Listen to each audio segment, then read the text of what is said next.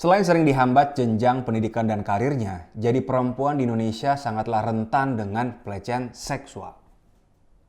Bagi lelaki yang menonton ini dan punya istri dan anak, mari ikut simak video ini. Inilah kacamata Rian Ernest.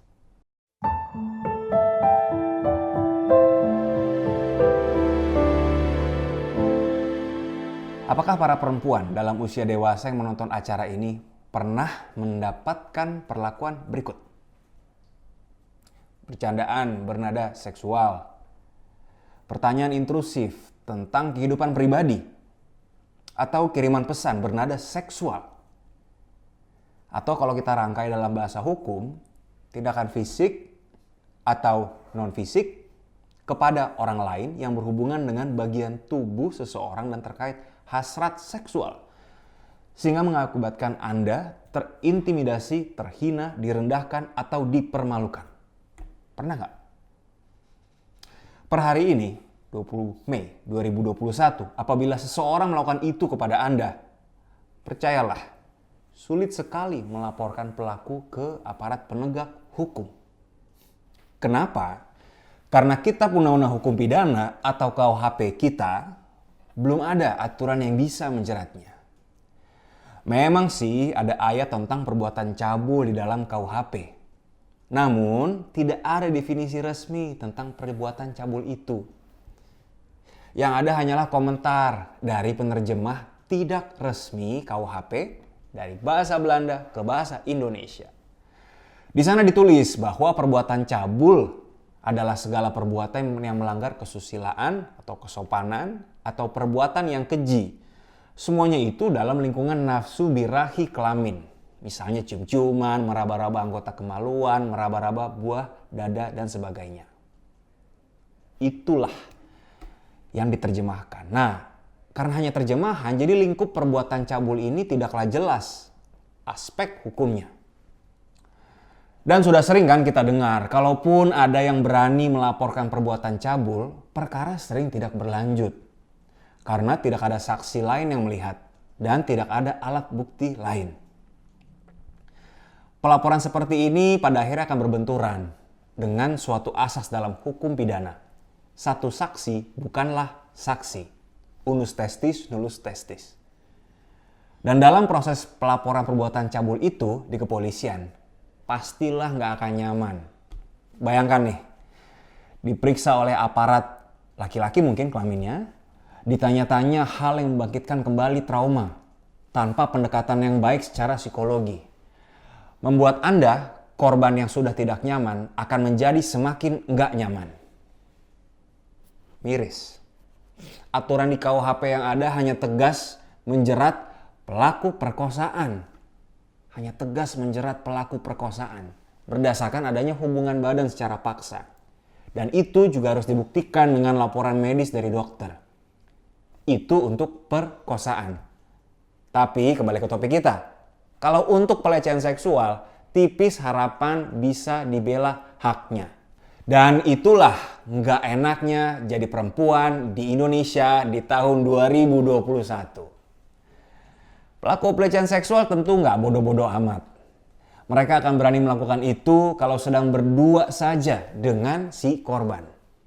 Dan ini sering terjadi bila ada jenjang kekuasaan. Contohnya antara bos dengan pegawai, antara dosen dengan mahasiswa, yang dilakukan hanya berdua saja. Tapi nanti dulu. Dari riset saya menarik nih kalau dilihat konten Mbak Najwa Shihab di YouTube pada 8 Maret 2021. Ternyata berdasarkan sebuah penelitian, pelecehan seksual banyak juga terjadi di ruang publik, di jalan umum dan transportasi umum. Apa artinya? Artinya pelaku sudah semakin agresif dan mungkin semakin sadar kalau mereka sulit terjamah oleh hukum. Maka kita perlu instrumen hukum yang bisa menjerat pelaku pelecehan seksual. Hal ini sudah ada dalam rancangan Undang-Undang Penghapusan Kekerasan Seksual atau RUU PKS.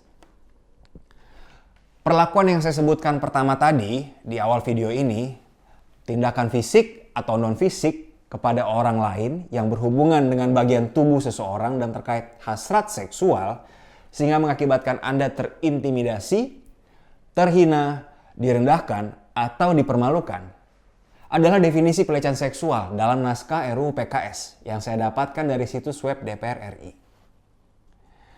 Sentuhan atau colekan, nah ini sering terjadi pasti.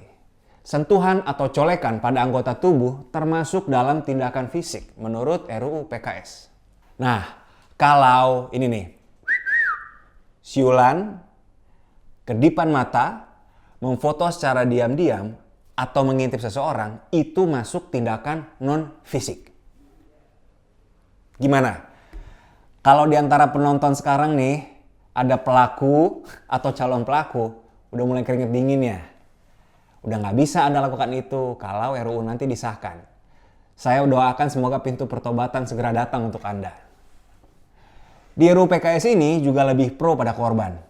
Pada pasal 45, keterangan seseorang korban sudah cukup untuk membuktikan bahwa terdakwa bersalah apabila disertai dengan satu alat bukti lainnya. Satu alat bukti lain ini bisa saja dari surat keterangan psikolog atau psikiater. Secara ilmiah mereka bisa memastikan apakah betul pelecehan itu terjadi dan menimbulkan bekas psikis pada korban. Nah, sekarang soal ancaman pidananya. Pidana bagi pelecehan seksual non-fisik adalah pidana rehabilitasi khusus.